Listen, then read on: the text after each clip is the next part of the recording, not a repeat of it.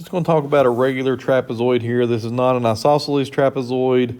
This is just a regular, just normal trapezoid. And a trapezoid has one pair of opposite sides that are parallel. That's what you see here. These sides are known as the bases. I've got a base here and a base there. The sides that connect each base are known as the legs. So I got a leg here and a leg there. So when you look on your flow chart for trapezoids, it tells you the rules of them and the properties of a trapezoid. You get that you have one pair of opposite sides that are parallel. That's what these are, your bases, and that tells you that it's parallel. These little arrows show that that's parallel. And then it says consecutive leg angles are supplementary. So what that means is I've got a leg here, so the angles that are consecutive on that same leg, so I got one up here and one down there, those are going to be supplementary to each other. So like I have angle B plus angle C equals 180 degrees. Then I have the same thing over here. On the other leg, my leg on the left, I have angle A and angle D. Those are going to be supplementary. So over here I wrote angle A plus angle D is equal to 180 degrees. I know it kind of looks like a C, but that's supposed to say angle. So angle A plus angle D equals 180 degrees because consecutive leg angles are supplementary. And then over here you got consecutive leg angles are supplementary. So if I was just going to plug random numbers in here, if I wanted to say, okay, 115 degrees, if B was 115 degrees, then that would mean that C would be supplementary to that. It'd be 65 degrees. Because 180 minus 115 would make 65. And then this other side is completely its own. It has nothing to do with what's going on over here because it's not isosceles, it's just a regular trapezoid. So what happens over here on the left side with our angles has nothing to do with the right side. These are supplementary to each other.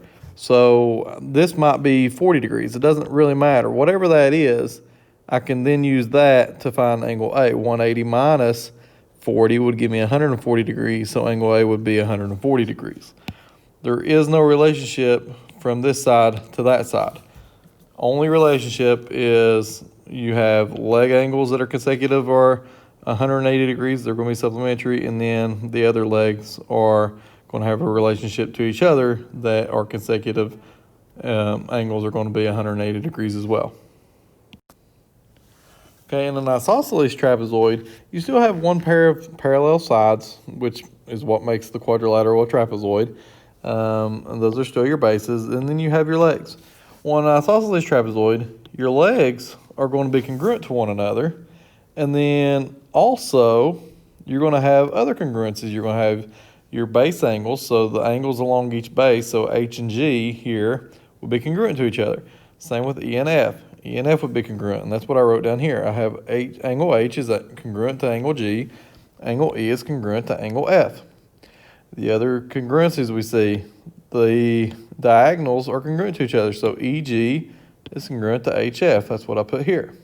So if it's isosceles, the diagonals are congruent, the legs are congruent to each other, and then basically you have a line of symmetry here to where this side could flip over to that side.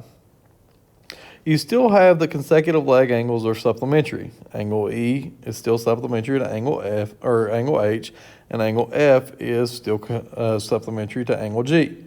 But now also, since the base angles are the same, angle G is now supplementary to angle E as well, and then H is also supplementary to angle F. And that's based on these being the same and these being the same. So if H and G is the same, well, if G is supplementary to F, then H has to be as well. And then the same thing here. E and F are the same. So if E is supplementary to H, then E is also supplementary to G. It's just, it seems like a lot, but it's really not. As long as you pay attention to your rules, your assignment that you're going to have with this is not going to be that hard. Now, one of the things you'll have here, it'll say something, and you'll have another letter here. Let's just make it a J.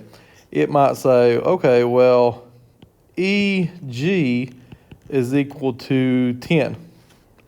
And then it might say, well, FJ is equal to 3.